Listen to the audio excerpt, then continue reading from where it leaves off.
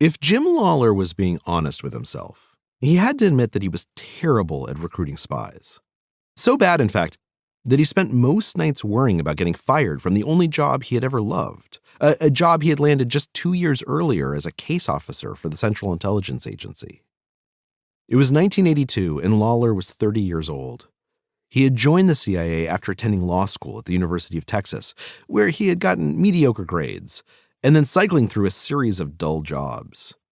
One day, unsure what to do with his life, he telephoned a CIA headhunter he had once met on campus. A job interview followed, and then a polygraph test, then a dozen more interviews in various cities, and then a series of exams that mostly seemed designed to ferret out everything Lawler didn't know.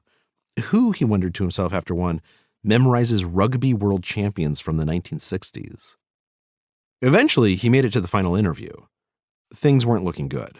His exam performances had been poor to middling.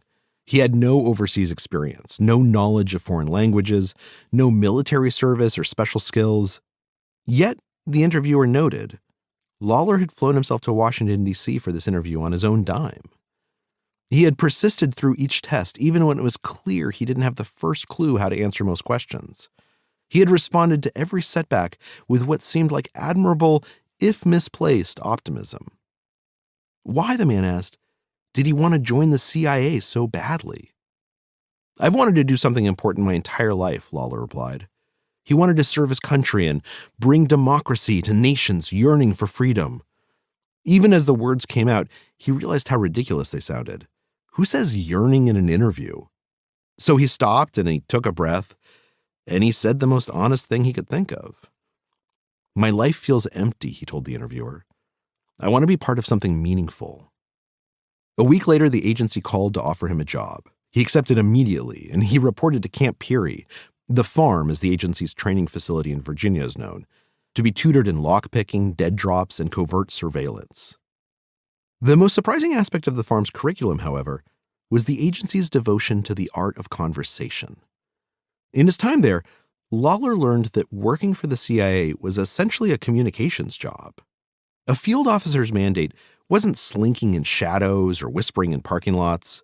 It was talking to people at parties, making friends in embassies, bonding with foreign officials in the hope that someday you might have a quiet chat about some critical piece of intelligence. Communication is so important that a summary of CIA training methods puts it right up front. Quote, find ways to connect, it says. A case officer's goal should be to have a prospective agent come to believe, hopefully with good reason, that the case officer is one of the few people, perhaps the only person, who truly understands him. Lawler finished spy school with high marks and was shipped off to Europe. His assignment was to establish rapport with foreign bureaucrats, to cultivate friendships with embassy attachés, and to develop other sources who might be willing to have candid conversations, and thereby, his bosses hoped, open channels for discussions that make the world's affairs a bit more manageable. Lawler's first few months abroad were miserable. He tried his best to blend in. He attended black tie soirees and had drinks at bars near embassies. Nothing worked. There was a clerk from the Chinese delegation that he met après-ski and repeatedly invited to lunch and cocktails. Eventually, Lawler worked up the courage to inquire if his new friend perhaps wanted to earn some extra cash, passing along gossip he heard inside his embassy. The man replied that his family was quite wealthy, thank you, and his bosses tended to execute people for things like that. He would pass. Then there was a receptionist from the Soviet consulate who seemed promising until one of Lawler's superiors took him aside and explained that she, in fact, worked for the KGB, and she was trying to recruit him. Eventually, a career-saving opportunity appeared.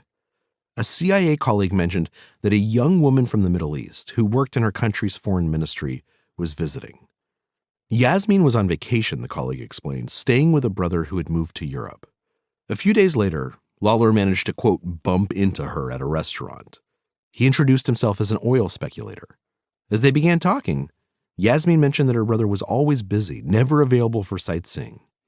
She seemed lonely.